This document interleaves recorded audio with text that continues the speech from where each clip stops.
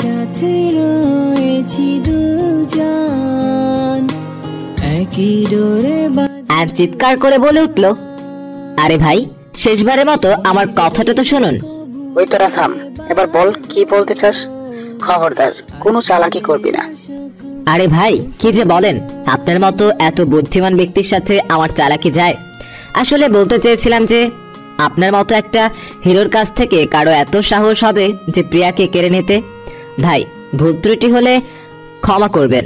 আমি আরো আপনাকে সাহায্য করতে কাজে নিয়ে এসেছি, আর আপনি কিনা আমাকে মারতে চাইছেন। ঠিক আছে, আমি চলে যাচ্ছি। ভেবেছিলাম আপনাদের বিয়েতে আমি একটু আনন্দ করব, তার হলো না। এই বলে চলে যেতে নিলে রিশাদ বলে ওঠে, দাঁড়া, আমার কাছ থেকে পালাতে চাইছিস কার অনুমতি ছাড়া? এখান থেকে চলে যাচ্ছিস? এই বলে রেগে আয়নের দিকে এগিয়ে গেল। এদিকে আয়ন অবাক পানে তাকিয়ে আছে। আয়ন যতটুকু জানে এই ব্যাটাকে পাম দিলেই ফুলে যায়। তাহলে কি আয়নের কারসাজি ধরা পড়ে গেল? আয়নকে সম্পূর্ণ অবাক করে দিয়ে রিশাদ আয়নকে জড়িয়ে ধরলো। তোকে তো ছাড়ছি না, আমার বিয়ে সম্পন্ন করার দায়িত্ব তোর হাতে দিলাম। তুই আমাকে যতটুকু বুঝেছিস ততটুকু আমার বাবাও বুঝে নাই। এ তোরা দূরে সরে যা, এখন থেকে আয়ন আমার ভাই। এদিকে আয়নের ঠোঁটে ফুটে ওঠে ডেভিল হাসি। প্রিয়া এদিকে রাগে ফুসতে ফুসতে শেষে কিনা আয়ন প্রিয়ার সাথে এমন করতে পারলো। মন থেকে বের করে দিয়েছে প্রিয়া আয়নকে। দু চোখ থেকে নোনা জল গড়িয়ে পড়লো প্রিয়ার। প্রিয়া আর সহ্য না করতে পেরে চিৎকার করে বলে উঠল, আপনাকে তো আমি দেখিনি বয়ান চৌধুরী, শেষে কি এই জানোয়ারের সাথে হাত মিলিয়েছেন? এতদিন জাফর সিকদারের বিরুদ্ধে প্রতিশোধ নেওয়া সবটাই আপনার নাটক ছিল না?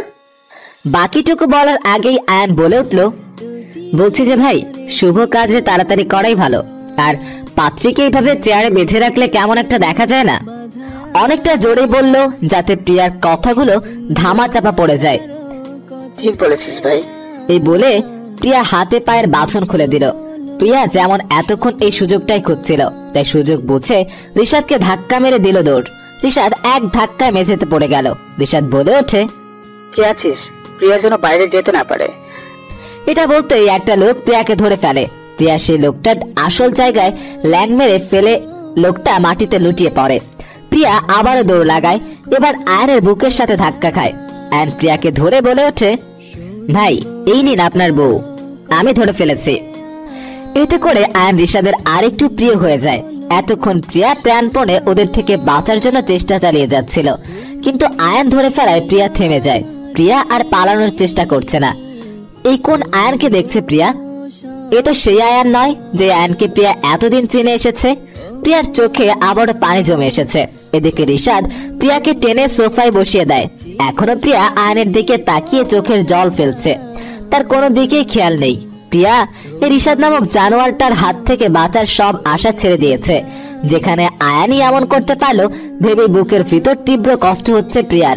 এদিকে রিশাদ বলে উঠল, আয়ন, তাহলে এবার কাজ কি হয়ে গেল? বিয়ের কাজ শুরু করে দিতে আমার আর তর্স হচ্ছে না। ওকে আমি কোথায় আর পালিয়ে যাওয়ার সুযোগ দিতে চাই না। আরে ভাইজান, এত উতলা হলে চলে? আমি আছি না, কথা দিচ্ছি প্রিয়া পালাতে পারবে না। এভাবে কেউ বিয়ে করে বলুন তো? অন্তত পাত্রীকে তো সাজাতে হবে নাকি? ঠিকই তো, কিন্তু এবারে এই বিষয়টা তো আমি ভেবে দেখিনি। কিছু তো কেনাকাটা হয়নি। আরে আপনি খামোখা টেনশন নিয়েন না তো, আমি আছি কি করতে। সব কিছু কেনাকাটা, পার্লারের বিউটিশিয়ান সব আমি ঠিক করে রেখেছি। এই কই রে, আয় তোরা। এটা বলতেই একটা মেয়ে আর একটা ছেলে ঢুকলো হাতে মিষ্টি নিয়ে। এদিকে প্রিয়া নিচের দিকে তাকিয়ে আছে। তার কোনো কিছুই ভালো লাগছে না। চোখ থেকে টপ টপ করে পানি গড়িয়ে পড়ছে। আয়ন মেয়েটিকে ইশারা করতেই প্রিয়াকে ঘরে নিয়ে গেল। প্রিয়া ঘরে আসতেই সবকিছু ভাঙচুর করতে লাগলো আর বলতে লাগলো, এই মেয়ে, আমার থেকে দূরে থাকো, নয়তো তোমার চুল ছিঁড়ে রেখে দিব।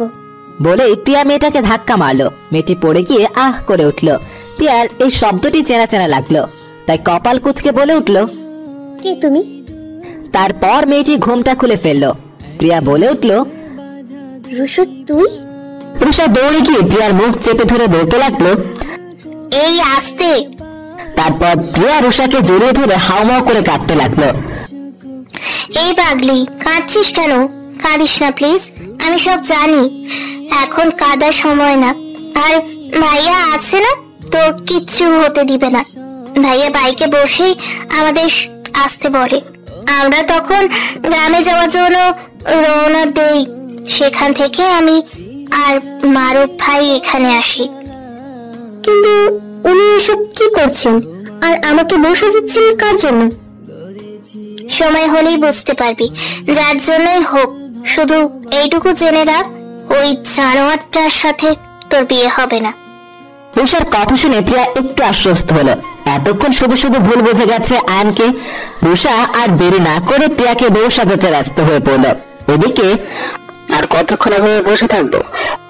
এখনো কি সাজানো বাকি আছে? এত সাজাতে হবে না, নিয়ে এসো ওকে। আয়ান মিষ্টির প্যাকেট নিয়ে বলে উঠলো, আরে বিয়ে হবে হবে, তার আগে মিষ্টি মুখ করে নেওয়া যাক। বলে সবাইকে আয়ান আর মারুফ সবার হাতে মিষ্টি তুলে দিচ্ছে। সবশেষে আয়ান রিশাদকে মিষ্টি দিল। রিশাদ যে মিষ্টি নিবে তখন রিশাদের পোষা গুন্ডারা ঘন ঘন হাম তুলছে। এবার কেউ কেউ ঘুমে জিগাচ্ছে। বিষয়টা রিশাদের খেয়াল হতেই খটকা লাগে। আয়ান বুঝতে পারছে রিশাদের মনে সন্দেহ যাচ্ছে, তাই তাড়াতাড়ি করে রিশাদের মুখে কয়েকটা মুষ্টি পুড়ে দিল। অনিচ্ছা সত্ত্বেও রিশাদ মিষ্টি খেতে লাগলো। তারপর আয়ান বলে ওঠে, আপনি বসুন, আমি দেখে আসছি ওরা এখনো কি করছে। বিনিময়ে রিশাদ সায় দেয়। তারপর রিশাদ ঘুম ঘুম চোখে সোফায় শুয়ে পড়ে। আয়ান তাড়াতাড়ি মারুফকে ইশারা করে কাছে নিয়ে এই রুমে আসতে। তারপর মারুফ কাজীকে উঠিয়ে আয়ানের পেছনে পেছনে আসতে লাগে। আয়ান রুমে ঢুকেই দরজায় হেলান দিয়ে পকেটে হাত ভাঁজ করে প্রিয়াকে খুঁটিয়ে খুঁটিয়ে দেখতে লাগলো।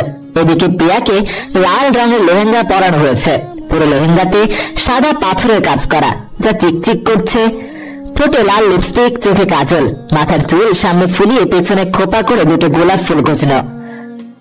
এক কথায় অসাধারণ দেখতে লাগছে। হ্যান্ড ঠোঁট কামড়ে হেসে প্রিয়ার দিকে এগিয়ে গিয়ে প্রিয়ার পাশে বসলো। প্রিয়াকে মুখ ফুলিয়ে বসে থাকতে দেখে আয়ান বলে উঠলো, এভাবে মুখ ফুলিয়ে বসে আছো কেন? এতক্ষণে মনে হয় আমি তোমার 101টা গালি খেয়ে ফেলেছি। কি বলতেছেন? শুনে ফেলবে তো। আর আমাকে এখান থেকে নিয়ে চলুন, আমার মোটেও এখানে থাকতে ভালো লাগছে না। কেউ কিছু শুনবে না, সবাই এখন গভীর ঘুমে কাতর। আর আজকেই এখানে তোমার আমার বিয়ে হবে। আপনার সাথে আমার বিয়ে হবে মানে? জেঠিমানি কি ভাববে? আর হঠাৎ করে এই বিয়ে আমি করতে পারবো না। আয়ানকে হাজবেন্ড হিসেবে মানতে হবে সেটা ভেবেই প্রিয়ার ভিতরে ভিতরে কেমন এক অদ্ভুত শিহরণ বয়ে গেল। প্রিয়া, এটা ভাবাভাবির সময় না। রুষাকে থামিয়ে আয়ান বলে উঠল, বুঝেছি, আমাকে তোমার পাত্র হিসেবে পছন্দ না। ওই রিশাদই তোমার জন্য বেটার। ওকে ফাইন, তাহলে তাই হোক, আমি রিশাদকে ডেকে আনছি। বলেই যে চলে যেতে নিবে অমনি প্রিয়া বলে উঠল, প্লিজ, ওই জানোয়ারটার সাথে বিয়ে হওয়াচ্ছে আমার মরে যাওয়া ভালো। আমি আপনাকে বিয়ে করতে চাইছি। বিনিময়ে আয়ান মুচকি হাসলো। তারপর তিনি বার কবুল বলে রেজিস্টার পেপারে সাইন করলো। বিয়ে সম্পূর্ণ হতেই রিশাদ বলে উঠল, আমার সাথে ভালোই অভিনয় করেছিস তুই, কিন্তু এখান থেকে তারা কেউ ফিরে যেতে পারবি না। ভেবেছিলি আমি তোর দেয়া মিষ্টি খাইয়ে তুই রুমে যেতে আমি ঘুমে বান করে উঠে পড়ি, তারপর ড্যাডির কাছে ফোন দেয়া, তারপর সবটা পরিষ্কার হয়। এখন পালাবি কোথায়? ড্যাড খুব শীঘ্রই আসছে। আয়ান মারুফকে ইশারা করে রুষাকে নিয়ে এখান থেকে চলে যেতে, কিন্তু মারুফ আর রুষা একে অপরের দিকে তাকিয়ে এখান থেকে ওদের রেখে যেতে নারাজ। আয়ান মারুফকে কথা দেয় সে প্রিয়াকে এখান থেকে নিয়ে যেতে পারবে। মারুফ আয়ানের চোখে রাঙানি দেখে চলে যেতে রাজি হয়। এদিকে আয়ান আর রিশাদের মারপিট শুরু হয়, তাই মারুফ সুযোগ বুঝে জানালা দিয়ে গাছ পেয়ে নেমে যায়। কিন্তু রুষা কি করে যাবে? মারুফ রুষাকে লাফ দিতে বলে। রুষা মারুফের প্রতি বিশ্বাস রেখে লাফ দেয়। সাথে সাথে মারুফ রুষাকে কোলে নিয়ে মাটিতে পড়ে যায়। এদিকে রুষা চোখ খিচে বন্ধ করে মারুফের শার্ট খামচে ধরে আছে। তারপর মারুফ রুষাকে কোলে বলে ওঠে, রুষা তাড়াতাড়ি ওঠো, এখনই এখান থেকে আমাদের যেতে হবে। বলে মারুফ বাইকে ওঠে আর রুষাকে ইশারা করে বাইকে উঠতে। সাথে সাথেই রুষা বাইকে উঠে বসে। তারপর তারা রওনা যায় নিজ গন্তব্যে। এদিকে আয়নের সাথে রিশাদ কিছুতেই পেরে উঠছে না। তারপর রিশাদ তাড়াতাড়ি করে পানি ছুটিয়ে কিছু গুন্ডাদের জাগিয়ে ফেলে। তারপর গুন্ডাগুলো আয়নের দিকে এগিয়ে যায়। সেই সুযোগে রিশাদ প্রিয়ার কাছে যায়। গুন্ডাগুলো আয়নের দিকে এগিয়ে আসতেই আয়ন বলে ওঠে, দেখ ভাই, তোদের সাথে আমার কোনো শত্রুতা নেই, শুধু শুধু ওদের টানচার্জিং করে মার খেতে কেন আসিস? তোরা জানিস আমার সাথে পারবি না, তবুও কেন আমার হাতে মার খেতে চাস?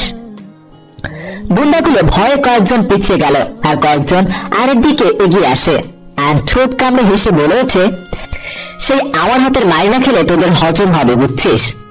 এই বলে হাতে লোহার চেইন পেঁচিয়ে সব কটাকে আয়নার স্টাইলে মারতে থাকে। লোকগুলো মার খেয়ে মাটিতে পড়ে কাতরাতে থাকে। এই লোকগুলো ভয়ে আর এগিয়ে যাওয়ার সাহস পাচ্ছে না। এদিকে ঋষাদ প্রিয়ার উপর ঝাঁপিয়ে পড়ে। প্রিয়া নিজেকে বাঁচাতে ঋষাদের মাথায় লাঠি দিয়ে কি রং জায়গায় লাঠি মেরে বসে। এত জোরে লাঠি মারায় ঋষাদ ফ্লোরে গড়াগড়ি খেতে থাকে। এদিকে আয়ান দৌড়ি প্রিয়ার কাছে আসতে দেখে ঋষাদ ফ্লোরে গড়াগড়ি খাচ্ছে। কিছুক্ষণ পর ঋষাদের নড়াচড়া বন্ধ হয়ে যায়। তা দেখে প্রিয়া কাঁপতে কাঁপতে দৌড়ে আয়ানকে জড়িয়ে ধরে। আয়ান প্রিয়াকে ফিসফিসিয়ে বলে উঠল, তুমি ওকে কি করছো? আসলে আমি ও মাথায় লাঠি দিতে গিয়ে ওখানে লাঠি মেরে ফেলেছি। মরে যায়নি তো আবার? আয়ান পালস চেক করে দেখে জীবিত আছে। তারপর আয়ান প্রিয়াকে বলে ওঠে, অজ্ঞান হয়ে গেছে, আপাতত চল এখান থেকে। এই বলে প্রিয়াকে নিয়ে আয়ান চলে যায়। এদিকে মারুফ আর রুষা বাইকে করে যাচ্ছে গ্রামের রাস্তায়। রুষা কিছুদূর গিয়ে চেঁচামেচি শুরু করেছে। কেমন বন্ধু আপনি? আমার ভাইকে ফেলে এসেছেন। আমার খুব টেনশন হচ্ছে, ইচ্ছে করছে নিজের মাথা নিজেই ফাটিয়ে দিতে। তো এখন আমি কি করবো? আপনার মাথা আপনার ইচ্ছে হলে ফাটে দিন, আমার উপর রাগ দেখাচ্ছেন কেন? রাগ দেখাবো না তো কি করব? ওদের এখন কি অবস্থা আল্লাহ জানে। ওদের ফেলে আসাটা কি ঠিক হলো? আরে আজব তো, আমার কানের কাছে চিল্লাচিল্লি করছেন কেন? আর আপনার ভাইয়ের সামনে তো আপনি ভেজা বেড়াল। আপনার ভাইয়ের জেদের সামনে কেউ পারে? আমি কি নিজ ইচ্ছে এসেছি নাকি? আর যদিও নিজের ইচ্ছে এসে থাকি, তাহলে আপনি এসেছেন কেন? জানি না, ভালো লাগছে না। চুপ করেন তো, আমি কি আপনাকে কিছু বলেছি? আরে আপনি আমার কানের কাছে চিল্লাচ্ছেন, সারা রাস্তায় বক বক করে এখন বলতেছে কিছুই বলেন, যত সব। আপনি কিন্তু আবার আমায় রাগিয়ে দিচ্ছেন। আচ্ছা সরি ভাই, যেমন তার ছিল ঠিক বোন তেমন তার ছিল। কিছু বলবেন? না কিছু বলিনি, ভাগ্যিস কিছু শুনেনি। এদিকে আয়ান আর প্রিয়া গন্তব্যহীন হয়ে কোথায় যাচ্ছে তার কোনো কিছুই ঠিক ঠিকানা নেই। বধূ বসে বাইকে বসে আয়নের কাছে মাথা রেখে চুপটি করে বসে রইল প্রিয়া। নিরাপত্তা ভেঙে আয়ান বলে উঠল, রাতের আকাশে মস্ত বড় গোলাকৃতির একটা চাঁদ উঠেছে, সাথে হাজারো তারা তো আছেই। চারিদিকে চাঁদের আলো আর ঠান্ডা বাতাস মন ছুঁয়ে যাচ্ছে প্রিয়ার। প্রিয়াকে এইভাবে চুপ থাকতে দেখে আয়ান বলে উঠল, তোমার কি শরীর খারাপ লাগছে? বাট রাগ হচ্ছে। বাপরে, আপনার আবার রাগও আছে? আচ্ছা শুনি, কি জন্য আপনার এত রাগ হচ্ছে? ওই জাফর সিকদারের ছেলেকে মারতে পারিনি বলে। যদি মারতে পারতাম তাহলে জাফর সিকদারকে বুঝতো আপনজন হারালে কেমন লাগে। আর তাছাড়া এই ভারী জামা কাপড় আমার দম বন্ধ হয়ে আসছে। আর আপনি গিয়ে চাইলেই তো ওদের মেরে আমার নিয়ে আসতে পারতেন। এত নাটক করার কি আছে? এটা শুনেই আয়ান জোরে ব্রেক কষল। আয়ান ভ্রুকুচকে প্রিয়ার দিকে তাকিয়ে বলে উঠল, পাগল নাকি তুমি? সেখানে কতজন গুন্ডা তুমি দেখোনি? আর জাফর সিকদার আমার সাহস দেখতে চেয়েছিলেন, তাই সেখানে তার ছেলেকে মেরে তোমায় বিয়ে করে নিয়ে আসলাম। জাফর সিকদারকে আমার সাহস দেখাতে চেয়েছিলাম মাত্র। এতক্ষণ প্রিয়ার মাথায় আসেনি আয়ানের সাথে প্রিয়ার বিয়ে হয়েছে। তার মানে আয়ান এখন প্রিয়ার সাথে স্বামীর অধিকার ফলাবে। এটা কল্পনা করতেই প্রিয়া জোরে নাই বলে উঠলো। আয়ান কানে হাত দিয়ে বলে উঠলো, এভাবে গরুর মতো চিল্লাচিল্লি করছো কেন? কি? আমি গরু? আমি গরু হলে আপনি কি? আপনি হলেন রাম ছাগল, মহিষ, ভেড়া, মিচ্ছু। বলেই জিজে কামড় দিল। লাস্ট কথাটা কি থেকে মুখ ফসকে কি বলে ফেললো। প্রিয়া ঢুক গিলে আস্তে আস্তে আয়ানের দিকে তাকালো। দেখলো আয়ান রক্তবর্ণ চক্ষু নিয়ে প্রিয়ার দিকে তাকিয়ে রইল। প্রিয়া জোরপূর্বক মুখে হাসি ফুটিয়ে বলতে লাগলো, ওগুলো মজা করে। বাকিটুকু বলার আগেই আয়ান বাইক থেকে নেমে বলে উঠলো, এগুলো কি? আমি লুচ্চু তাই তো? দেখাবো লুচ্চু কাকে বলে। শার্টের হাতা গুটিয়ে প্রিয়ার দিকে এগিয়ে যেতে লাগলো। প্রিয়া আম্মা বলে চিৎকার দিয়ে দৌড়। প্রিয়া হাত দিয়ে লেহেঙ্গা একটু উঁচু করে তুলে দৌড়ে নদীর দিকে যেতে লাগলো। রাস্তার পাশে ছিল এক মস্ত বড় নদী। পিছনে পিছনে আয়ন দৌড়ে আসছে আর বলতে লাগলো, প্রিয়া থামো, পড়ে যাবে তো। প্রিয়া খিলখিলিয়ে হেসে বলে উঠলো, আমাকে ধরুন, ধরতে পারলে। বলে প্রিয়া হাসতে হাসতে দৌড়। বুধুবেশে প্রিয়া নদীর কিনারে দৌড়াচ্ছে। নদীর স্রোত বারবার এসে প্রিয়ার বাঁধ ভিজিয়ে দিচ্ছে, আর তা মুগ্ধ হয়ে প্রিয়া অনুভব করছে চারিদিকে জোনাকি পোকা ছড়াছড়ি। আয়ন ঠোঁট কামড়ে হেসে বলে উঠল, দাঁড়াও, আমার সাথে দৌড়ে পাঙ্গা নেওয়া হচ্ছে তাই না? এই বলে আয়ন এক দৌড়ে এসে প্রিয়ার হাত খপ করে ধরে ফেললো। আয়ান আর প্রিয়া দুজনেই দৌড়ে খুব ক্লান্ত, তাই আয়ান আর প্রিয়া দুজনের কপাল ঠেকিয়ে জোরে জোরে নিঃশ্বাস ফেলছে। তখনই আয়ানের ফোন বেজে উঠলো। আয়ান কপাল কুচকে ফোন হাতে নিতেই ভেসে উঠলো জাফর শিকদারের নাম্বার। প্রিয়া ভ্রু কুচকে বলে উঠলো, জাফর শিকদার কল দিয়েছে কেন? আয়ান বলে উঠলো, দাঁড়াও দেখছি। এই বলে আয়ান কল রিসিভ করে স্পিকার বাড়িয়ে দিল। কল রিসিভ করতেই ওই পাশ থেকে জাফর শিকদারের হুঙ্কার ভেসে উঠল, এই আয়ন চৌধুরী, ছাড়বো না। আমার ছেলের করা যত সমস্যা ভাবে তুই ছুরি চালিয়েছি, তার থেকে তো যন্ত্রণা তোকে আমি দিব।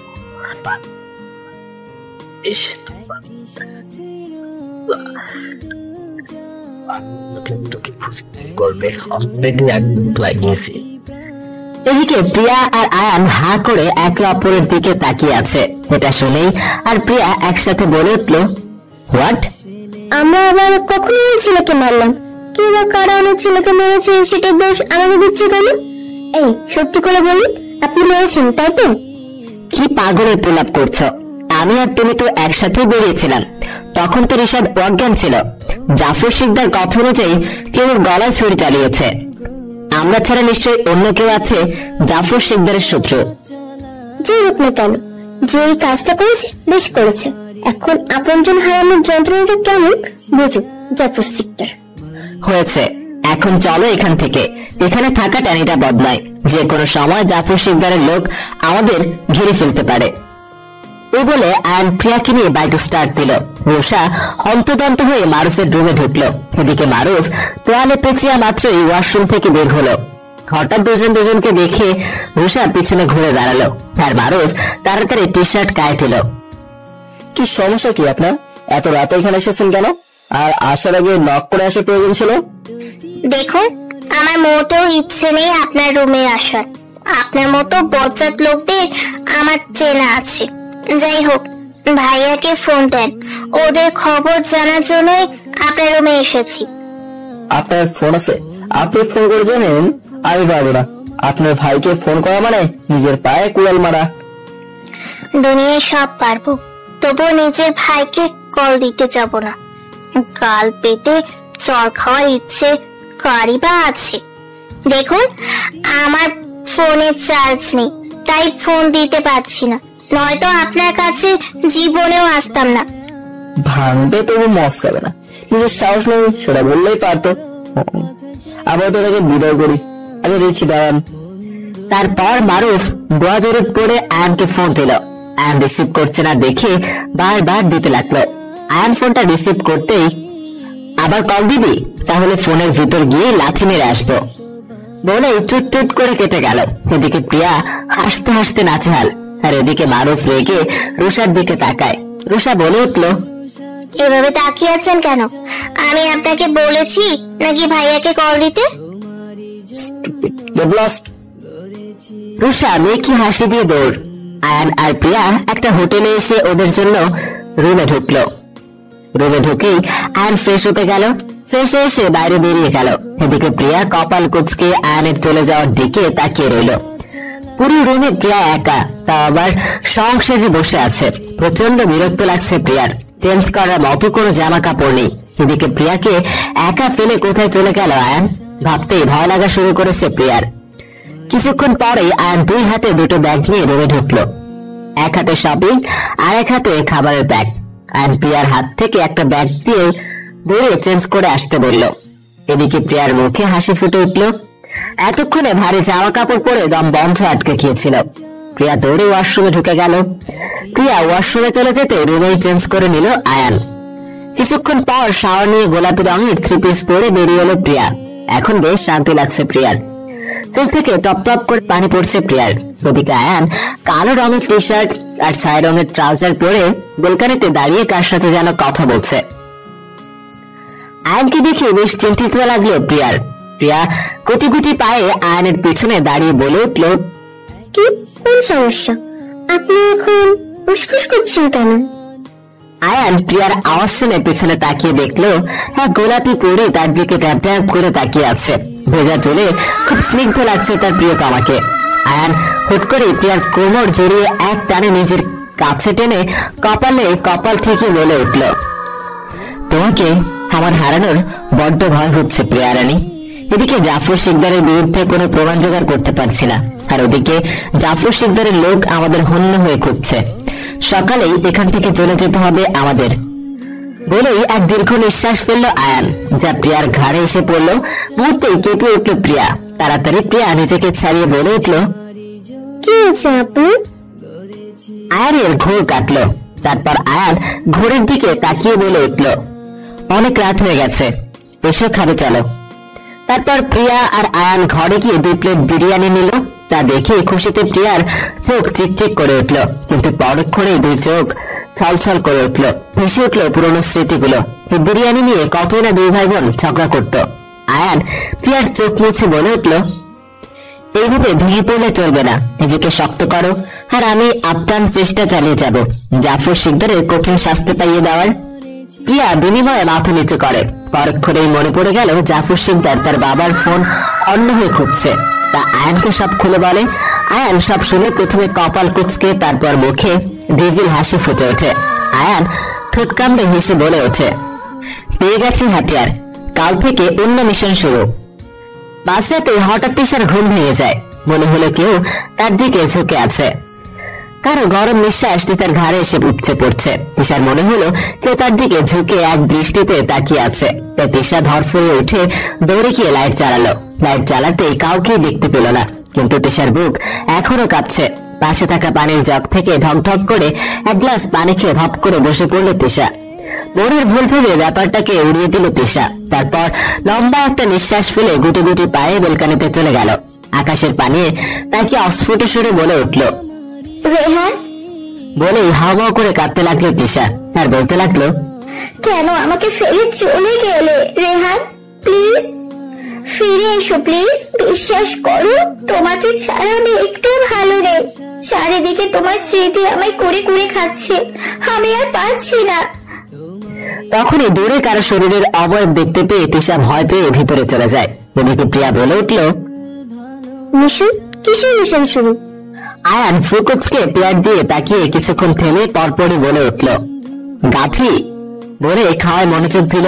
প্রিয়া রেগে বলে উঠল, কি বললেন আপনি? ভেবেছিলাম তুমি শুধুই গাথি, আর এখন তো দেখছি সাথে কালাও আছো। আই মিন কানে কম শোনো। হি, আপনি একটা নিরামিষ খাজি অভদ্র।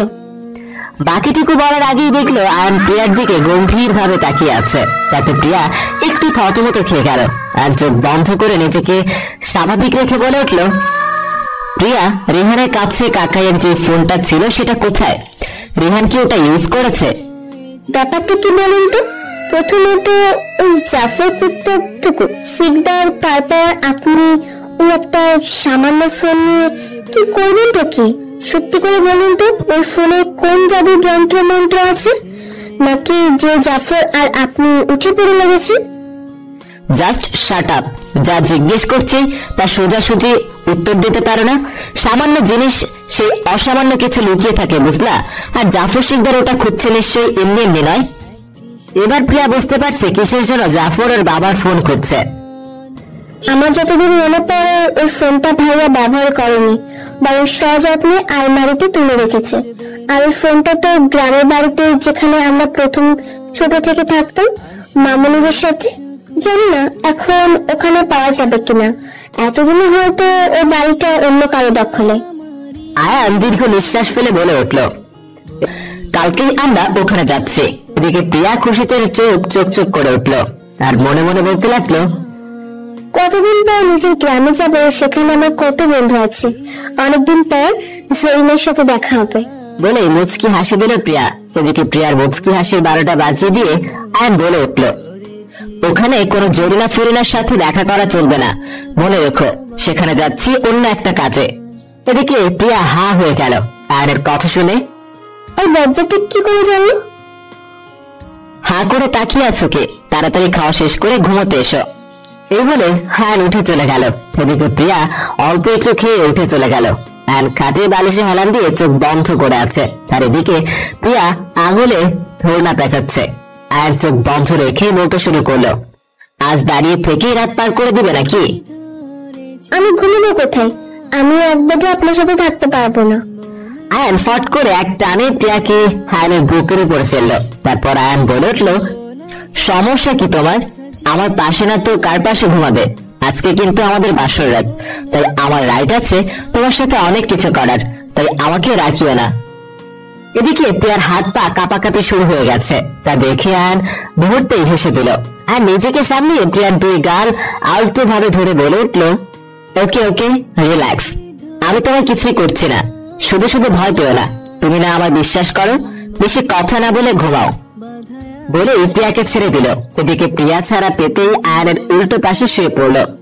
আয়ান একটা মুচকি হাসি দিয়ে প্রিয়ার উল্টো দিকে ঘুরে শুয়ে পড়লো। এদিকে আয়নের প্রত্যেকটি কথা প্রিয়ার মনে এক ভালো লাগার অনুভূতি সৃষ্টি করছে।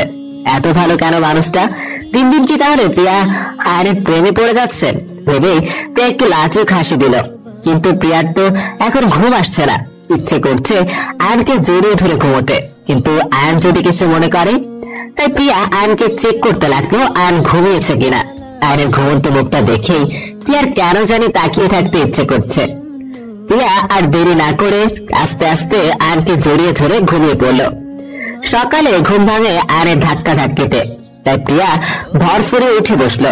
প্রিয়া হাত দিয়ে চোখ কুচকে বলে উঠলো, কি হয়েছে? এবার ধাক্কা ধাক্কি করছেন কেন? তাড়াতাড়ি ওঠো, জাফর শিকদারের লোক নিচে দাঁড়িয়ে আছে। এটা শুনে প্রিয়ার ঘুম ওঠাও, তাই প্রিয়া বলে উঠলো, এখনো দাঁড়িয়ে আছি কেন? তাহলে আসুন, দৌড় দিই। এই বলে প্রিয়া যে দৌড় দিতে যাবে, অমনি আয়ান প্রিয়ার হাত ধরে ফেলে। আগে ফ্রেশ হয়ে আসো, তারপর বেরোবো। প্রিয়া বলে উঠলো, সাত সকালে মজা না করলেও পারতে। মজা করিনি, ওরা এলো বলে, একটু পরেই আসবে, তুমি দেখে নিও। প্রিয়া কিছু না বলে ভেন্সি কেটে ওয়াশরুমে চলে গেল। কিছুক্ষণ পর নিচে হট্টগোল শুনে প্রিয়া ওয়াশরুম থেকে বেরিয়ে আসলো। প্রিয়া কিছু বলতে যাবে তার আগেই আয়ান বলে উঠলো, বলেছিলাম না ওরা এসে যাবে, এই দেখো। বলতেই হাজির নাজির। এই বলে প্রিয়ার হাত ধরে দৌড়ে বাইরে বেরিয়ে গেল। এদিকে ভয়ে প্রিয়ার বুক কাঁপছে। আয়ান আর প্রিয়া সিঁড়ি দিয়ে দ্রুত নামছে। প্রিয়া বলে উঠলো, লিফট থাকতে সিঁড়ি কেন? গাধা নাকি তুমি? লিফট দিয়ে যাওয়া আর ওদের হাতে পড়া একই কথা। এই বলে দৌড়তে লাগলো। এদিকে জাফর শিকদারের লোকেরা লিফট দিয়ে অলরেডি আয়নের রুমের কাছে এসে পড়েছে, কিন্তু রুমে গিয়ে কাউকে পেল না। একজন বলে উঠলো, ওরা। এই বলে সবাই দ্রুত নিচে যেতে লাগলো। এদিকে আয়ান আর প্রিয়া বাইকে উঠে বাইকে বসে স্টার্ট দিয়ে দিয়েছে। জাফর শিকদারের একজন লোক দেখে ফেলে। তারপর ওরা দৌড়ে গাড়িতে বসে আয়ানকে ফলো করতে থাকে। এদিকে প্রিয়া কান্না করে দিয়েছে। এখন আয়ান প্রিয়াকে বলে ওঠে, প্রিয়া আমার শক্ত করে ধরে রাখো। এই বলে ফুল স্পিডে বাইক ছেড়ে দেয়। গ্রামের এলাকায় সকালটা যে এত সুন্দর তা নিজের চোখে কখনো না দেখলে বিশ্বাস করতো না রোষা। চারিদিকে সবুজ গাছপালা, প্রত্যেকটা গাছে ফুল ফল, পাখির কিচিরমিচির, সব মিলিয়ে পরিবেশটা মনোমুগ্ধকর। রোষাদের গ্রামের বাসাটা বেশ পুরনো একটা বাড়ি, অনেক আগের আমলের এই বাড়িটা। আগে মানুষ এই বাড়ি করে দেখলে জমিদার বাড়ি বলতো। ছাদে দাঁড়িয়ে এসব ভাবছিল আর আচার খাচ্ছিল রোষা। তখনই ফট করে কেউ আচারের বাটিটা ছিনিয়ে নিল। রোষা রেগে পিছনে তাকাতে চোখ বড় বড় করে ফেললো। আপনি এখানে কি করছেন? হ্যাঁ, আর আমার আচারের বাটিটা দিন বলছি। এই প্রথম কাউকে খালি পেটের রোদে দাঁড়িয়ে আচার খেতে দেখছি। আমি খালি পেটে খেলে আপনার কি? দিন বলছি। আর খেতে হবে না, পরে পেট খারাপ করে টের পাবেন। পেট খারাপ হলে আমার হবে, আপনার কি তাতে? এখন কিন্তু আমার খুব রাগ হচ্ছে। ভালো ভালো দিন বলছি। এবারে সকলে খেয়াল রাখে, ইটস মাই ডিউটি। আর না দিলে কি করবেন শুনে? বেশি কিছু না, আপনি যেভাবে নিয়েছেন আমি সেভাবেই নিব। এই বলে হাত বাড়িয়ে নিতে গেল মারুফ আচারের বাটিটা অন্য হাতে নিয়ে নেয়। আপনি আমার সাথে জোরাজুরি করে পারবেন না, সে বলছে সরে যান, নয়তো ব্যথা পাবেন। এটা বলে আচারে বাটি টান দিতে রুষা রেলিং টপকে যে পড়ে যাবে, অমনি মারুফ রুষাকে দুই হাত পেঁচিয়ে কোমর জড়িয়ে ধরে। এদিকে রুষা মারুফের শার্ট খামচে ধরে আছে। কিছুক্ষণ হতভম্ব হয়ে দুইজন দুজনের দিকে তাকিয়ে থাকে। ব্যাপারটা বুঝতে পেরে দুইজনই সরে দাঁড়ায়। মারুফ রুষার উল্টে ঘুরে মুচকি হাসতে লাগলো, আর রুষা লজ্জা পেয়ে দ্রুত সেই জায়গা ত্যাগ করে। এদিকে মাঝ রাস্তায় এসে আইনের বাইক খারাপ হয়ে যায়। কি হলো, বাইক থামালেন কেন? জলদি করুন, ওরা এদিকে আসছে। আয়ান বলে উঠলো, ও শিট, এই বাইক আর চলবে না, নামো। তাহলে এখন কি হবে? ওদের হাতে ধরা পড়তে হবে? দূর, এই বাইকটা নষ্ট হওয়ার কোনো জায়গা পেল না। ওদের হাতে এত সহজে ধরা পড়লে চলবে না। প্রিয়া, কাম ফার্স্ট, এখন দৌড় ছাড়া কোনো অপশন নেই। ওদিকে পর পর দুটো জিপ প্রিয়াদের দিকে এগিয়ে আসছে। তা প্রিয়া দেখতে পেয়ে ভয় ঢুক গেল। ওদের গাড়ির স্পিডের সাথে আমরা পারবো না, শুধু শুধু দৌড়ি কাজ নেই, চলুন ওদের হাতে ধরা পড়ি। গাধার মতো কথা বলো না, জীবনের শেষ নিঃশ্বাস পর্যন্ত লড়াই করে যাব, তবুও সহজে হার মানবো না। তুমি আমার পিছনে সরে দাঁড়াও। প্রিয়া আয়নের কথা মতো পিছনে দাঁড়াতেই আয়ন পকেট থেকে দেশলাই বের করে বাইকে আগুন ধরিয়ে দিল। এদিকে লোকগুলো ওদের কাছে চলে এসেছিল প্রায়। সামনে আগুন দেখে জোরে ব্রেক কষলো। ওই সুযোগে আয়ন প্রিয়া উল্টো দিকে দৌড়। তখন একজন লোক বলে উঠলো, আরেকজন বলে উঠলো। তারপর লোকগুলো গাড়ি থেকে নেমে জিপের পিছন থেকে পানি এসে আগুন নিভাতে লাগলো। বেশ কিছুক্ষণ আগুন নিভাতে সক্ষম হলো। তারপর তারা আবারও আয়ান আর প্রিয়ার পিছু নিল। এদিকে আয়ান প্রিয়া ঝড়ের গতিতে দৌড়তে লাগলো। কিছুদূর গিয়ে প্রিয়া ধপ করে বসে গেল। তারপর প্রিয়া হাঁপাতে হাঁপাতে বলতে লাগলো, আমি দৌড়তে পারছি না, প্লিজ আপনি চলে যান, আমি পারবো না। প্রিয়া, কি সব বলছো? আমি চলে যাবো মানে? তোমাকে একা ফেলে আমি এক পাও নড়ছি না। দেখুন, আপনি চলে যান প্লিজ, আমার কিছু হবে না। আমি পরের চৌধুরী মেয়ে, কাউকে ভয় পাই না। আমি আমার রক্ষার ঠিক বুদ্ধি খাটিয়ে ওদের থেকে বেঁচে যাব, কিন্তু আমার চোখের সামনে আপনার কোনো ক্ষতি হতে দেখতে পারবো না। প্লিজ আপনি চলে যান। অনেক পাকামো করেছো তুমি। লড়তে হলে আমরা দুজনে লড়বো, তবুও আমি তোমায় ফেলে কোথাও যাচ্ছি না। ওদিকে জাফর শিকদারের লোকেরা ওদের দিকে এগিয়ে আসছে। তা দেখে প্রিয়া চোখ বড় বড় করে ফেললো। এত কথা কেন বলছেন আপনি?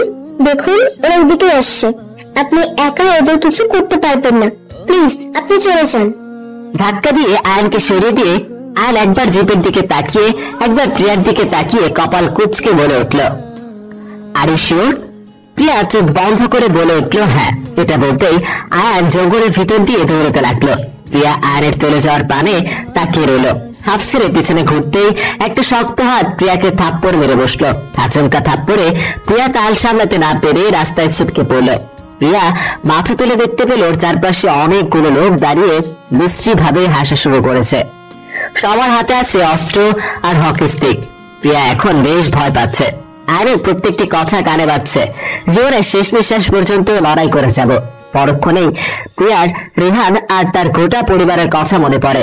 সাথে সাথে চোখ মুখ শক্ত করে প্রিয়া। একটা ছেলে প্রিয়ার থেকে ওড়না টান দিতেই প্রিয়া সেটা শক্ত করে ধরে ফেলে। প্রিয়ার আগে ফুসতে ফুসতে ছেলেটার জায়গা মতো লাথি মেরে বসে। সাথে সাথে ছেলেটা মাটিতে লুটিয়ে পড়ে। এটা দেখে দুজন লোক প্রিয়ার দিকে এগিয়ে আসে, বিশ্রী গালাগালি করতে করতে। যে ছেলে দুটো প্রিয়াকে থাপ্পড় মারতে যাবে অমনি প্রিয়া ছেলেটার এক হাত মুচড়ে ধরে আর একটা ছেলে পেটে সজোরে লাথি মারে। আবারও উল্টো দিকে ঘুরে হাঁটু দিয়ে প্রথম ছেলেটি নাক বরাবর লাথি মারে। ফলে দুজনেই মাটিতে লুটিয়ে গড়াগড়ি খায়। তখনই পেছন থেকে একটি ছেলে প্রিয়াকে জড়িয়ে ধরে। প্রিয়া তার হিল জুতো দিয়ে ছেলেটির পায়ে আঘাত করে। এতে ছেলেটি জোরে চিৎকার করে মাটিতে বসে পড়ে। পিছন থেকে আরেকটি হাত প্রিয়ার চুলের মুঠি শক্ত করে ধরে। এতে প্রিয়া ব্যথায় কুকিয়ে ওঠে। সব শক্তি নিমিশেই উধাও হয়ে যায়। প্রিয়ার চুল ধরে টানতে টানতে গাড়ির দিকে নিয়ে যায়। তখন একটা কুড়াল এসে সোজা লোকটির পিঠ বরাবর ঢুকে যায়। ছেলেটা একটা আর্তনাদ করে মাটিতে লুটিয়ে পড়ে। প্রিয়া অবাক হয়ে বিষয়টি বোঝার জন্য পিছনে তাকাতেই আয়ানকে দেখতে পায়। আয়ান দেখে চোখ মুখ লাল হয়ে আছে। আয়নের পিছনে কয়েকজন লোক কাছে কোড়াল নিয়ে দাঁড়িয়ে আছে। লোকগুলোর পরনে লুঙ্গি আর মাথায় গামছা বাঁধা। সম্ভবত এরা কাঠুরে, ওই জঙ্গলে কাঠ কাটে। তার মানে এর জন্য আয়ান দৌড়ে জঙ্গলের ভিতরে যায়। মুহূর্তেই প্রিয়ার মুখে হাসি ফোটে। আয়ান রেগে ওড়াধুরা জাফর শিকদারের লোকদের মারতে থাকে। আর আয়ানের পেছনের লোকগুলো কোড়াল নিয়ে দৌড়ে গুন্ডাদের দিকে এগিয়ে যায়। পরিস্থিতি গরম দেখে লোকগুলো জলদি পালিয়ে যায়। আয়ান দৌড়ে এসে প্রিয়াকে বুকের মাঝে চেপে ধরে। প্রিয়া আয়নের ছোঁয়া পেতে ঠোঁটের কোণে মুচকি হাসি ফুটে ওঠে। প্রিয়া জানতো আয়ন ঠিক প্রিয়াকে বাঁচাতে আসবে, কিন্তু যে কাজে এত দ্রুত হয়ে যাবে ভাবতে পারেনি প্রিয়া। তার মানে আয়ন প্রিয়াকে ফেলে যায়নি, এটা ভাবতে প্রিয়ার বুকে এক প্রশান্তির বাতাস বয়ে যায়। আয়ন প্রিয়ার মুখ আলতো করে তুলে ধরে বলে উঠল, তোমার কোথাও লাগেনি তো? আমি কি আসতে দেরি করে ফেলেছি? প্রিয়া ফিক করে হেসে বলে, একদমই না। তারপর আয়ান আবারও চোখ তাকিয়ে বলে উঠল, হঠাৎ এত সাহসী হয়ে উঠলেন কি করে? আপনি যে এত ফাইট করতে জানেন তা না দেখলে বুঝতামই না। আপনি তো আমাকে সাহসী বললেন। আপনার প্রত্যেকটা কথা আমার কানে সবসময় বাজতে থাকে। মাঝে মাঝে মনে হয় আপনি আমার শক্তি, আর বাকি রইল ফাইট, সেটা তো আপনার কাছ থেকে কপি করার চেষ্টা করেছি। যতই হোক আয়ান চৌধুরীর বউ বলে কথা। এদিকে প্রিয়া লজ্জায় নিয়ে যাচ্ছে, তখনই পিছন থেকে একটি লোক বলে উঠল, এখানে তোমাদের থাহাটা ঠিক হইব না বাজান। আয়ান ঘাড় ঘুরিয়ে বলে উঠল, জি চাচা, আপনারা আমার অনেক উপকার করেছেন, তার জন্য আমি আপনাদের কাছে চিরকৃতজ্ঞ। আপনারা সবাইকে অনেক ধন্যবাদ। আরে বেটা, এত ধন্যবাদ দিতে হইব না। কেউ বিপদে পড়লে আমরা সবসময় সাহায্য করতে আই। তা তোমরা যাইবা কই? আসলে আমরা গঙ্গাপুর নামে একটি গ্রামে যাব। কিন্তু তোমরা তো ভুল রাস্তা দিয়ে অনেক দূর পর্যন্ত এসে পড়ছো। এখান থেকে গঙ্গাপুর যাইতে অনেক দেরি হইব, আর এখান থেকে আবার ফিরে যাইতেও অনেক দেরি হইব। যারে বলে মাইস নদীতে পড়ছো। কি আর করার চাচা, আচ্ছা এতটুকু যখন এসে পড়েছি তবে আর পিছু ফিরে যাব না। শুধু এটুকু বলে দিন, এখান থেকে গঙ্গাপুর যেতে কোন দিক দিয়ে যাব? সে এখন অনেক মেলা পথ। এই জঙ্গল পার হয়ে মরুভূমির মতো একটা বিশাল মাঠ দেখবা।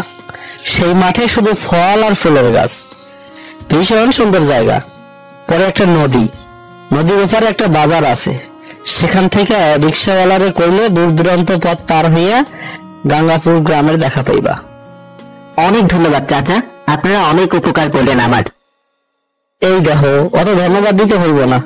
আসো, আমগো বাড়িতে খাইয়া জিরাইয়া পরে যাইও। আর এদিকে কোনো ঘর বাড়ি বেশি নাই।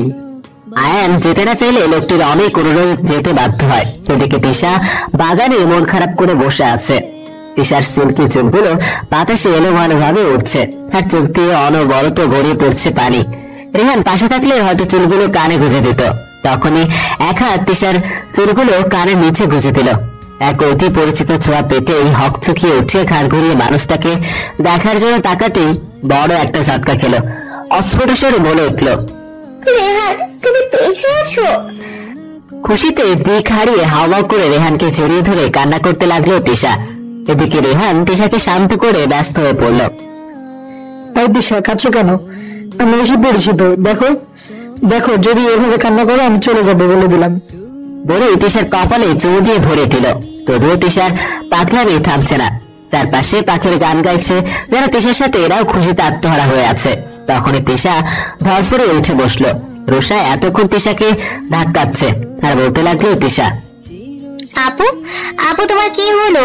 মাগরিবের আজান পড়লো, তুমি না নামাজ পড়বা? তিশা হতবাক হয়ে তাকিয়ে রইল। এতক্ষণ স্বপ্ন দেখছিল। মুহূর্তে নিরাশ হয়ে ওয়াশরুমে চলে গেল তিশা। এদিকে কই গো বসন্তের মা? দেখো আমাকে বাইক কারা আইছে। বলতে বলতে এক মহিলা ঘর থেকে বেরিয়ে এলো। প্রিয়া আয়নের এক হাত চেপে ধরে আছে। তখনই একটি মেয়ে দৌড়ে এসে লোকটিকে জড়িয়ে ধরে বলে উঠল, আব্বা, আমার জন্য চুড়ি আনছো? এটা বলে আয়ন আর প্রিয়ার দিকে ছোট ছোট চোখ করে তাকায়। আব্বা, হেরা কেডা? ওরা হইলো আমাকে বাড়ির মেহমান। কই তোর মা কই?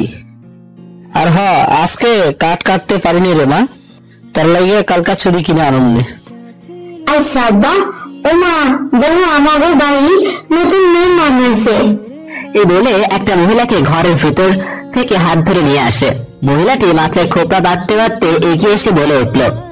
তারপর লোকটি বলে উঠল, জি, আমার নাম প্রিয়া। তারপর লোকটি সব ঘটনা খুলে বলল। এই বলে মহিলাটা দ্রুত রান্নাঘরে চলে গেল। এদিকে বসন্তী প্রিয়াকে বলে উঠল, আপা চলো, তোমার ঘরে নিয়ে যাই। আভা, এটাই আমাদের ঘর, কোনো অসুবিধা হলে আমার কইও। জানি তোমাদের একটু কষ্ট হইব। আরে না না, আমাদের একটু অসুবিধা হবে না। আচ্ছা, আমার পাশে বসো। রীতি কাছুমাছু করে দাঁড়িয়ে আছে, তারপর আস্তে আস্তে প্রিয়ার কাছে বসলো। তুমি কোন ক্লাসে পড়ো? ক্লাস 9-এ। তুমি? এবার এসএসসি দিলাম। আর আমাকে আফা ডাকবে না, সুন্দর করে আপু ডেকো, ওকে? ঠিক আছে আপু, তুমি যেমনি সুন্দর তেমনি তোমার মনটাও সুন্দর। এখন চলো, আম্মা কইছে গোসল করে এই শাড়িটা পরতে। আচ্ছা চলো, কিন্তু আমি তো পড়তে পারি না। আরে আমি আছি কি করতে, চলো তো আমার লাগে।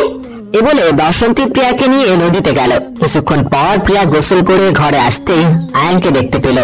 আয়নকে দেখা মাত্রই প্রিয়া হা হয়ে গেল।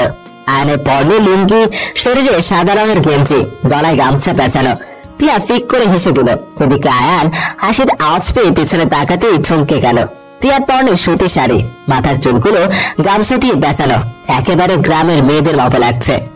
আয়ান ঠোঁট কামড়ে হেসে প্রিয়াকে এক টান দিয়ে কোমর পেঁচিয়ে জড়িয়ে ধরল। আয়নের এহেন কান দিয়ে প্রিয়ার চোখ বড় বড় করে ফেলল। কি করছি না?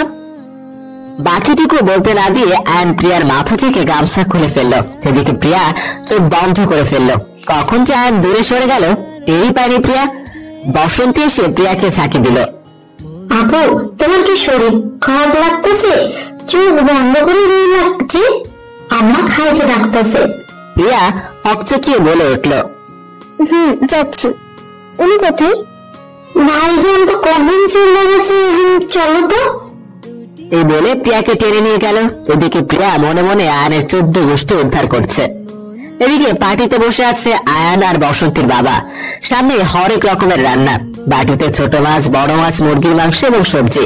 এদিকে আয়ান দিব্যি আয়েশ করে খাচ্ছে আর ওদের সাথে গল্প করছে। বসন্তীর মা পাখা দিয়ে বাতাস করতে ব্যস্ত, মনে হচ্ছে জামাই আদর করছে। আয়ান প্রিয়াকে দেখা মাত্রই দুষ্টু হেসে চোখ মেরে দিল। প্রিয়া ভেঞ্চি কেটে আয়নের পাশে বসলো, সাথে বসন্তীও। ওদের সবার সাথে এতক্ষণ ভালো ভাব জমে গেছে। রাতে জানালার গ্রিল ধরে দাঁড়িয়ে আছে প্রিয়া। জ্যোৎস্না ভরা রাতের চাঁদের আলো প্রিয়ার মুখে এসে পড়েছে। মৃদু বাতাসে প্রিয়ার চুলগুলো এলোমেলো ভাবে উঠছে। মনে পড়ছে প্রিয়ার অতীতের স্মৃতি, ভাসছে রেহানের সাথে কাটানো কিছু মুহূর্ত। কতই না চকলেটের জন্য বায়না ধরতো, এক আলমারি ভর্তি চকলেট রেখে বলতো চকলেট আনেইনি। কত ঝগড়া চুল ধরে টানাটানি করতো দুই ভাই বোন মাছের মাথার জন্য।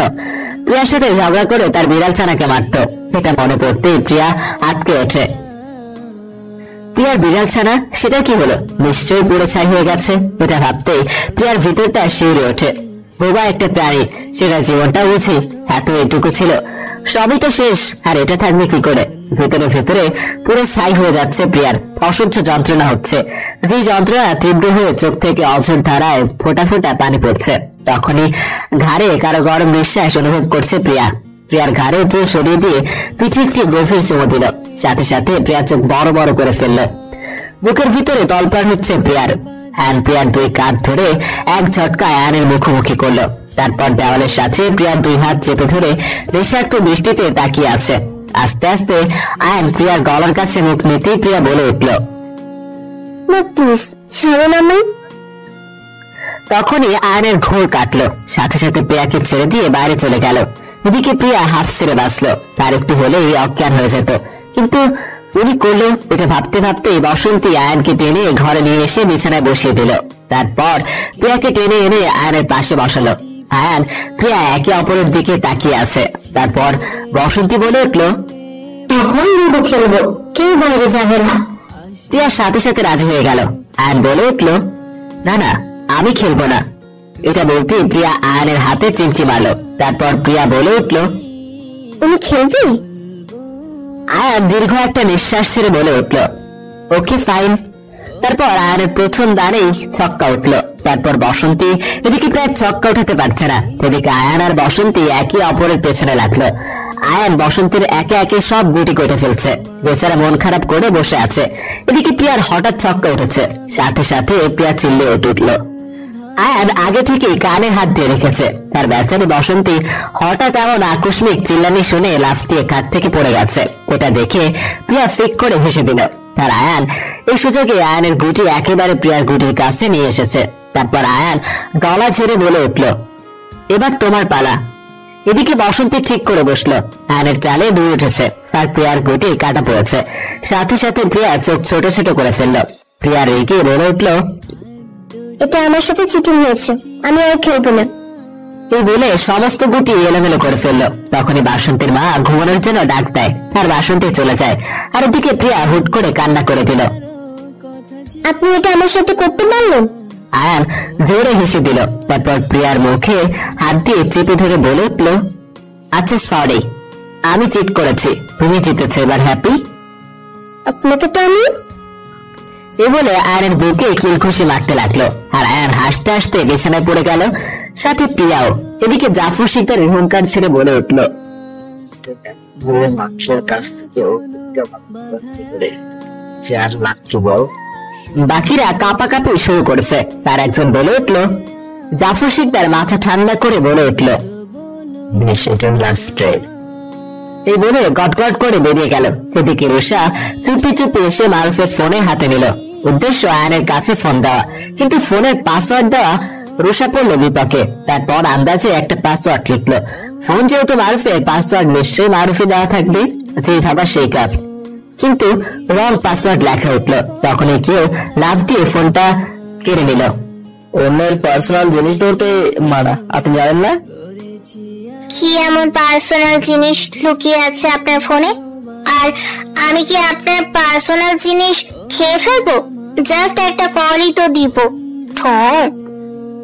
আমার ফোনে কি এমন পার্সোনাল জিনিস আছে সেটা আপনাকে বলতে বাধ্য নই। আমার ফোনে আমার আর আমার জিএফ এর পার্সোনাল জিনিস আছে। ওকে, আশা করছি আমার ফোন ধরার আগে অনুমতি নিয়েই নেবেন। মুহূর্তে রুষার মুখটা ফ্যাকাশে হয়ে গেল। মাথা নিচু করে বলে উঠল, সরি, একটু অধিকার বেশি দেখিয়ে ফেলেছি। এবার থেকে মনে থাকবে, আর আপনার রুমেও আসবো না।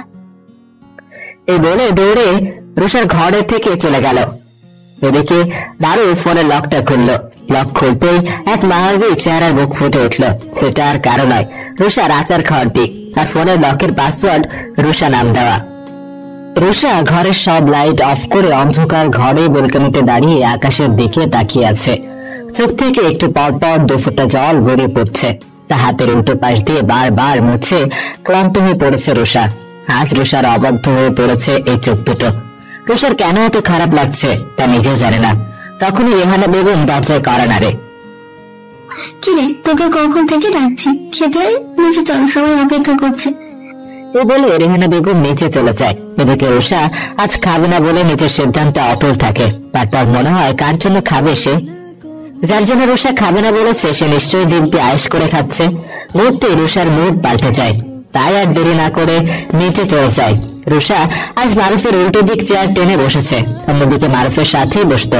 বিষয়টা মারুফের চোখ এড়ায় না, আর চোখে বারবার রুষাকে দেখছে মারুফ। কিন্তু রুষা একবারও মারুফের দিকে তাকায় না, চোখ নিচে বরাদ্দ রেখে খেতে ব্যস্ত।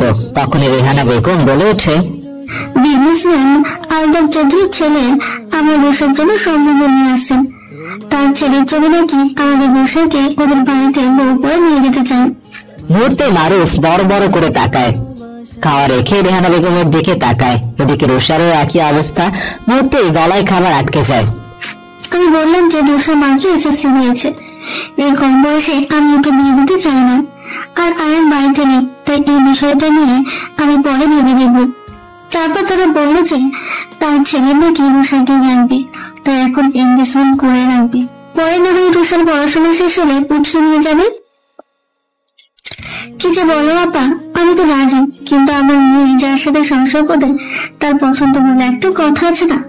আগে রুষার পছন্দ হোক, এরপর আয়নের সঙ্গ, তারপর যাবে। রুষা চেয়ার ছেড়ে উঠে বলে উঠল, আমার ঘরে ছবি পাঠিয়ে দিন। এই বলে গট গট করে উপরে চলে গেল।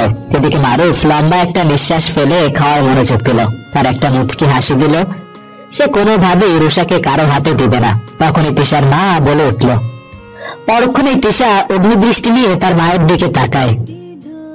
গসিট, এই বলে খাবার ছুঁড়ে ফেলে উপরে চলে যায়। সাথে সাথে তিশার মা দাঁড়িয়ে যায়। রেহানা বেগম বলে উঠল, আপা, এই কথাগুলো এখন না বলেও পারতেন। মেয়েটা আগে স্বাভাবিক হোক, তারপর ওসব নিয়ে আলোচনা করেন। আমিও আপনার মনের অবস্থাটা বুঝতে পারছি, নিজের মেয়েকে এভাবে দেখতে কারোর ভালো লাগবে না।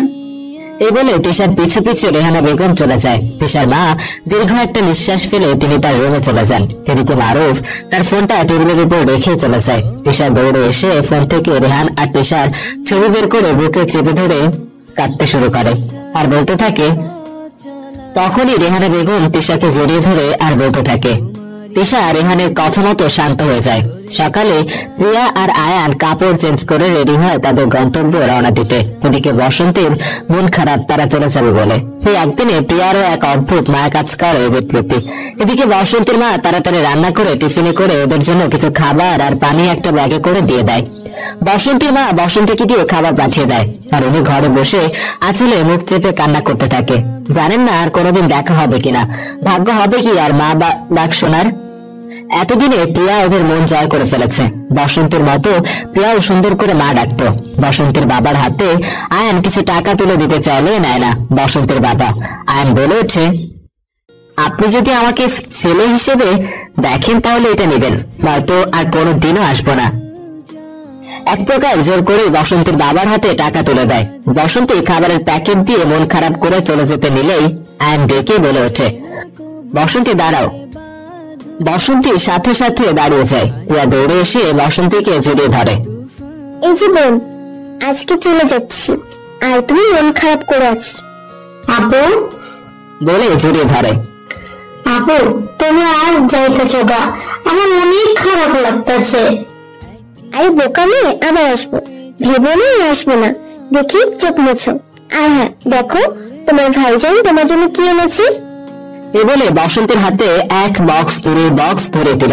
বসন্তের সাথে সাথে চোখ বড় বড় করে ফেললো। ভাইজান তুমি আমার জন্য এতগুলো চুরি কিনছো, শুধু শুধু এতগুলো টাকা নষ্ট করছো। আয়নের দিকে ছলো ছলো চোখে তাকিয়ে, ধুর বোকামে, বোনের জন্য ভাই কিছু কিনলে টাকা নষ্ট করা হয় না। বসন্তের খুশিতে চোখ দিয়ে দুফোটা অশ্রু গড়ে পড়লো আর চুরির বক্সটায় একবার হাত বুলিয়ে নিল। প্রিয়া বলে উঠল, মা তুমি কি ঘরে বসে থাকবে, তোমার মেয়েকে বিদায় দিবে না? সাথে সাথে বসন্তের মা দৌড়ে এসে প্রিয়াকে জড়িয়ে ধরলো। এবার পরক্ষণে চোখ মুখ শক্ত করে ফেললো আর বলতে লাগলো।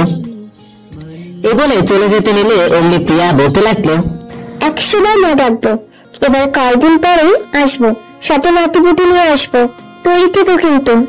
বলে প্রিয়া পেছন থেকে বসন্তের মাকে জড়িয়ে ধরলো। সাথে সাথে সবাই ফিক করে হেসে দিল। আয়ান ঠোঁট কামড়ে হেসে প্রিয়ার দিকে তাকিয়ে আছে। প্রিয়া এখন বুঝতে পারছে মজার ছলে কি বলে ফেললো। বসন্তের মা প্রিয়ার কপালে চুমু দিয়ে বলে উঠল। এভাবে কিছুক্ষণ পর আয়ান আর প্রিয়া সবার থেকে বিদায় নিয়ে রওনা দিল। জঙ্গলের ভিতর দিয়ে হাঁটতে লাগলো আয়ান আর প্রিয়া। মাথার উপর সূর্য মামা মনে হয় আজ বামের সাথে রেগে তাপ ছড়াচ্ছে।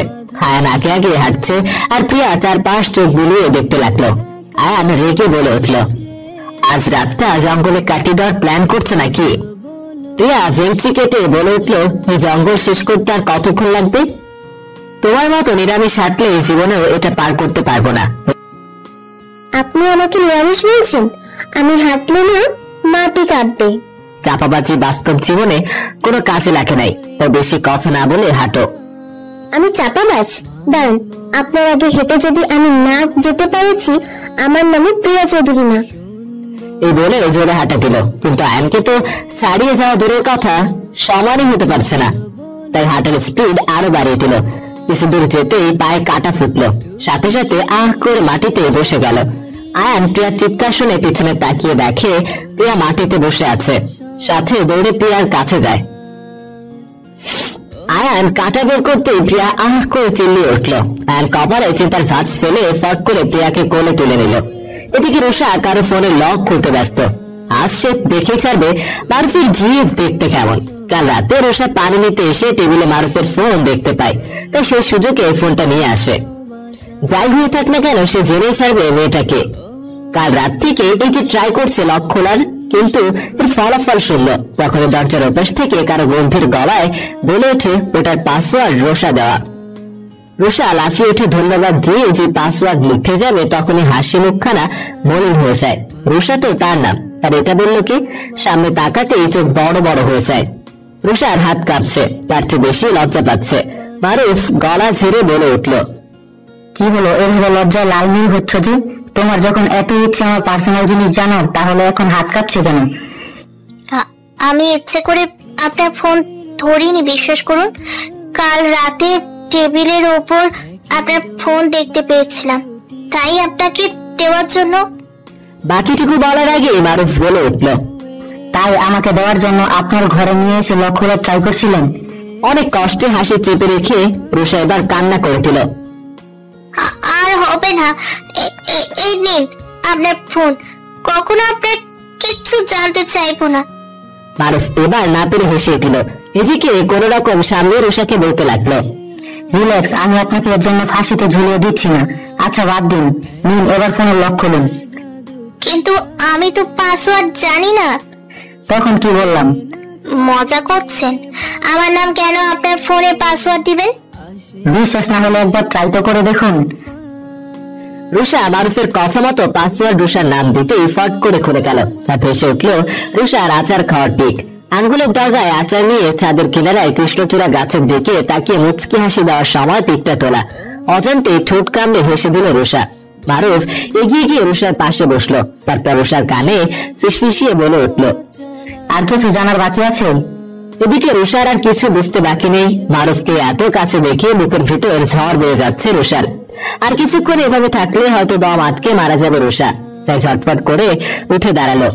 লজ্জায় মরে যাচ্ছে রুষা। না, এখানে আর বেশিক্ষণ থাকা যাবে না। এই ভেবে যে দৌড় দিতে যাবে রুষা, অমনি মারুফ খপ করে রুষার হাত ধরে ফেললো। সাথে সাথে রুষার চোখ দুটো বের হয়ে যাওয়ার উপক্রম। গলা শুকিয়ে কাঠ হয়ে গেছে রুষার। এই কেমন অনুভূতি!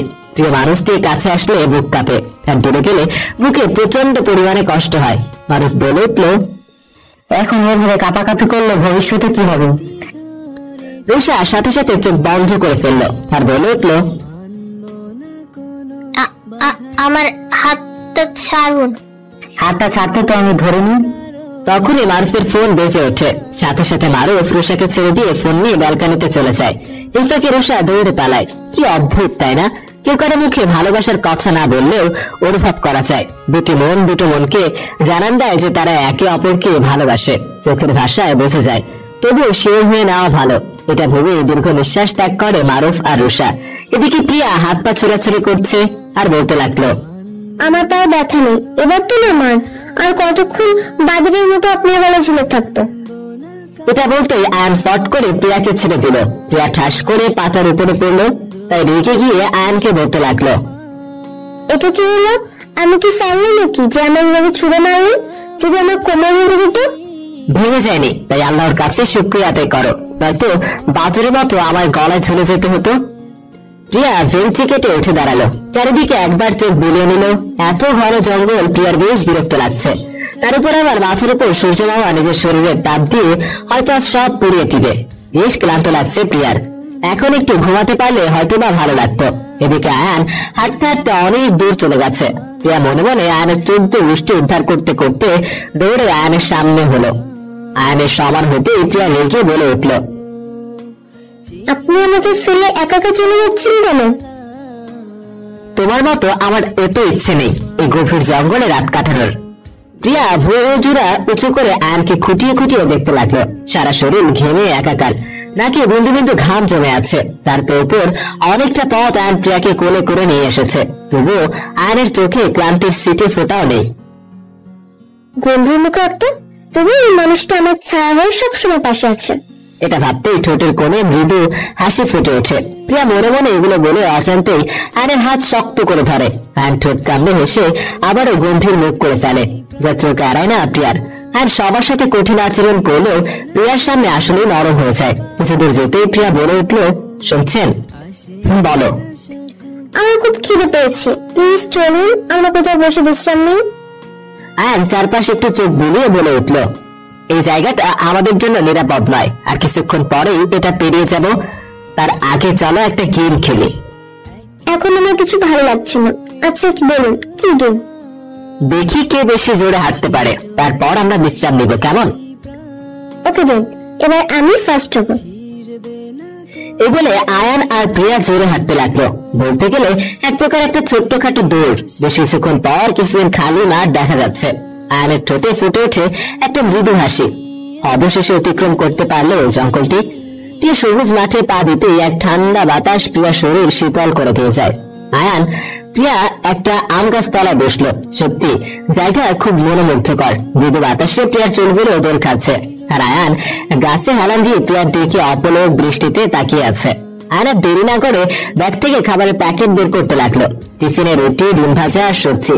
আয়ান রুটি ছিলে প্রিয়ার মুখের সামনে ধরলো। প্রিয়ার সামনে খাবার দেখে কিছু না ভেবে ছটফট খেতে লাগলো। পরক্ষণে আয়ানের দিকে তাকালো প্রিয়া। তারপর প্রিয়া শুকনো একটা হাসি দিয়ে রুটি ছিঁড়ে সবজি মাখিয়ে আয়ানের মুখের সামনে ধরলো। আয়ান প্রিয়ার হাত থেকে খাওয়া মিস করতে চায় না, তাই আয়ান আর দেরি না করে খেতে লাগলো। কিছুক্ষণ পর খাওয়া শেষ করে বোতল থেকে পানি খেয়ে অনেক ক্লান্ত হয়ে পড়েছে প্রিয়া। চোখেও ঘুম ঘুম ভাব, তাই আয়ানের বাহুতে মাথা রেখে ঘুমিয়ে পড়লো প্রিয়া। আয়ান প্রিয়ার মাথায় হাত বুলিয়ে দিয়ে প্রিয়ার সাথে ঘুমের রাজ্যে পাড়ি দিল আয়ান। দুপুর গড়িয়ে বিকাল হতেই ঘুম ভাঙলো আয়ানের। চোখ মিলতেই প্রিয়াকে পাশে না দেখতে পেয়ে ধরফড়িয়ে উঠলো আয়ান। চারপাশে চোখ বুলিয়ে প্রিয়াকে কোথাও দেখতে পেল না। তখনই ওড়না ভর্তি বিভিন্ন রকমের ফল নিয়ে উপস্থিত প্রিয়া আয়ানকে জেগে থাকতে দেখে বলে উঠলো প্রিয়া, ও আচ্ছা, উঠে গেছেন তাহলে। আমি জানি তখন আপনার ক্ষুধা মেটেনি, তাই আপনার জন্য দেখুন কি নিয়ে এসেছি। এ বলে আয়ানের পাশে বসলো আর রাগী দৃষ্টিতে প্রিয়ার দিকে তাকিয়ে বলে উঠলো, কোথায় গিয়েছিলে না বলে? যদি তোমায় হারিয়ে ফেলতাম তাহলে আমার কি হতো ভেবে দেখেছো? আরে এত চিনলেন কেন? আপনার জন্য এত কষ্ট করে খাবার নিয়ে এসেছি, কই ধন্যবাদ দিলেন তা না করে বুকে দিচ্ছেন। আর আমাকে হারিয়ে ফেলে কি হতো শুনি? আমার মতো এতিমকে দয়া দেখাচ্ছেন, এটাই অনেক। আয়ান অসহায় দৃষ্টিতে প্রিয়ার দিকে তাকিয়ে মনে মনে বলে উঠলো, কেন বুঝো না ভালোবাসি? আয়ান দীর্ঘ নিঃশ্বাস ফেলে বলে উঠলো, অনেক বেশি বলেছ, এবার দাও দেখি কি এনেছো। প্রিয়া খুশিতে গদগদ আয়ানের হাতে দুটো আপেল আর দুটো আম এগিয়ে দিল আর মুচকি হেসে খেতে শুরু করলো। এক পর্যায়ে সূর্য মামা ডুবে যাওয়ার সময় নেমে এলো। আজ রাতটা এখানেই কাটাতে হবে। এত দূরের পথ একদিনই তো শেষ করা সম্ভব নয়, তাও আবার হেঁটে। এক পর্যায়ে রাত নেমে এলো। খোলা মাঠে আয়ন প্রিয়ার কোলে শুয়ে আছে, আর প্রিয়া বসে বসে আয়নের মাথায় হাত বুলিয়ে দিচ্ছে। চাঁদের আলো আয়ন আর প্রিয়াকে ঘিরে রেখেছে, আর চারপাশে জোনাকি পোকা তো আছেই। প্রিয়ার এক অদ্ভুত ভালো লাগা কাজ করছে। প্রিয়া আয়নকে সারা জীবন পাশে পেলে আর কিছুই চায় না। প্রিয়া চায় না আয়ন প্রতিটা মুহূর্ত প্রিয়ার সাথে থাকুক। না চাইতেও প্রিয়া আয়নকে ভালোবেসে ফেলেছে, কিন্তু এর পরিণতি কি হবে? আয়ন কি আদৌ প্রিয়াকে ভালোবাসে নাকি দয়া দেখাচ্ছে? না প্রিয়া, তো দুর্বল হলে চলবে না। আর জেঠিমণি কি ভাববে? তারা কি আমি মেনে নেবে? আর না মেনে নিলে তো আমার আয়নকে হারাতে হবে। ভেবে চোখ থেকে দুফোঁটা পানি গড়িয়ে পড়লো, যা আয়নের মুখে পড়তেই ধরফড়িয়ে উঠে বসলো। এ কি প্রিয়া, তুমি কাঁদছো কেন? তোমার কি শরীর খারাপ লাগছে? প্রিয়া দুই গাল আলতো করে ধরে। আচ্ছা, একটা প্রশ্ন করবো? আয়ন ঠোঁট কামড়ে হেসে বলে উঠলো, তুমি কি ভাবছো? আমি সেটা জানি। ভাবছো আমি তোমাকে দয়া দেখাচ্ছি, তাই তো? কেন বলছো না ভালোবাসি? হ্যাঁ, আমি তোমায় ভালোবাসি, সে ছোট্ট থেকে ভালোবাসি। আর কে কি মানলো না কি মানলো না তাতে আমার যায় আসে না। এবার বুঝতে পেরেছেন আমার বাবুর আম্মু? প্রিয়া হেসে দিয়ে আয়নকে জড়িয়ে ধরলো আর বলতে লাগলো, আমি আপনাকে ভালোবাসি। ওহ তাই নাকি? তাহলে একটা চুমু খেতেই হয়। এই একদমই না বলছি, কাছে আসলে কামড়ে দিব। আয়ান ফট করে প্রিয়াকে কোলে নিয়ে নিল আর বলতে লাগলো, আগে তাঁবুর ভিতরে এসো, তারপর দেখবো কে কাকে কামড়ায়। এই বলে তাঁবুর ভিতর চলে গেল। আর এদিকে প্রিয়া ছটফট করতে লাগলো। এদিকে রুষা দৌড়ে দৌড়ে গান গিয়ে সিঁড়ি ভেঙে নেমে সোফায় গিয়ে বসলো। তখনই রেহানা বেগম রুষার হাতে একটি ছেলের ছবি তুলে দিল। দেখো তোমার ছেলেকে পছন্দ হয় কিনা, পছন্দ হলে এঙ্গেজমেন্টের তারিখ ঠিক করুন। রুষা একবার মারুফের দিকে তাকিয়ে আবার রেহানা বেগমের দিকে তাকালো। এদিকে মারুফ মনের শান্তিতে ফোন টিপতে লাগলো। রুষা তাই মারুফকে জেলাস ফিল করানোর জন্য বলে উঠলো, ওয়াও, দারুণ তো, ছেলেটা আমার ভালোই লাগলো। রেহানা বেগম বলে বাইরে চলে গেল। এদিকে মারুফ বলে উঠলো, কংগ্রেচুলেশন, বিয়ে এবার কনফার্ম। যাক, অবশেষে একটা বিয়ে তো অন্তত খেতে পারবো। আপনার মাথা খারাপ নাকি? ভাইয়া না আসলে বিয়ে তো দূর, এঙ্গেজমেন্টও হবে না। তখনই রেহানা বেগম হাসি মুখে ফিরে এসে রুষাকে কিছু গয়না ঘাটিয়ে দিতে লাগলো। আম্মু, এসব কি? এগুলো কেন আমায় দিচ্ছ? কেন আমার কালকে এসব পরে রেডি থাকিস? কাল সন্ধ্যায় তোর এঙ্গেজমেন্ট। মানে এত তাড়াতাড়ি? ভাইয়া না আসলে কিভাবে? আর ভাইয়াকে না জানিয়ে? একটু আগে তোর ভাইয়ের সাথে কথা হলো মারুফের ফোন দিয়ে। তোর ভাইয়া এই ছেলেটাকে চেনে আর পারমিশন দিয়েছে যদি তোর পছন্দ।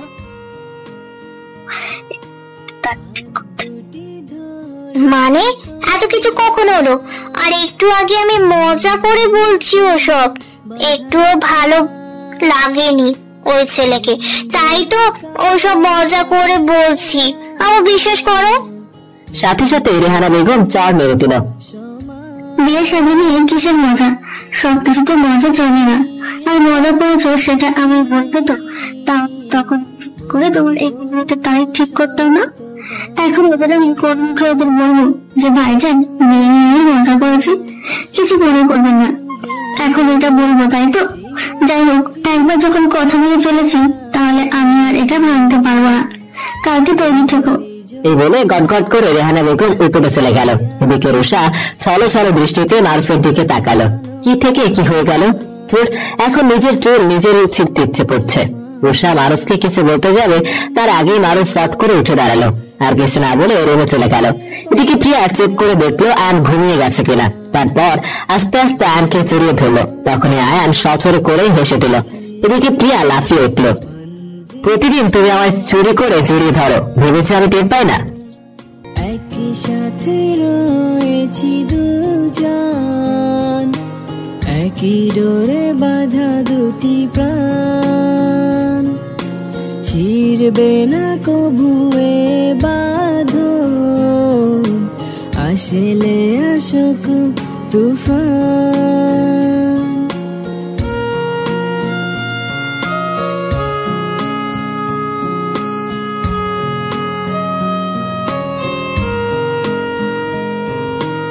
একই সাথে রয়েছি দুজন, একই ডোরে বাঁধা দুটি প্রাণ, ছিড়বে না কবুয়ে বাঁধন, আসলে আসুক তুফান। তুমি আমারি বলবো শতবার, ও আমার বন্ধু গো, চিরসাথী পথ চলা, তোমারই জন্য গড়েছি আমি মঞ্জিল ভালোবাসা।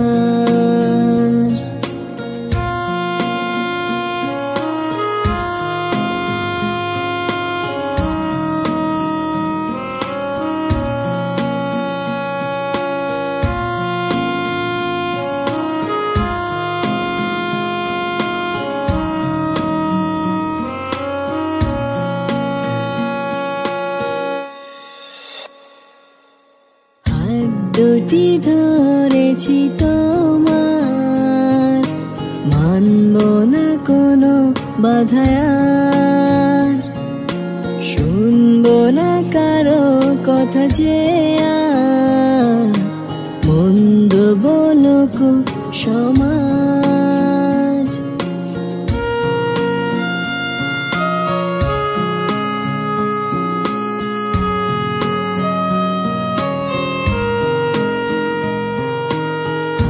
দুটি ধরেছি তোমার, মানব না কোনো বাধায়ার, শুনবো না কারো কথা যে আর, মন্দ বলুক সমাজ।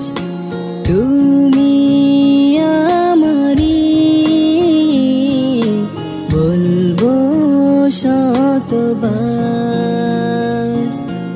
ও আমার বন্ধু গো, চিরসাথী পথ চলা, তোমারই জন্য গড়েছি আমি মঞ্জিল ভালোবাসা। ও আমার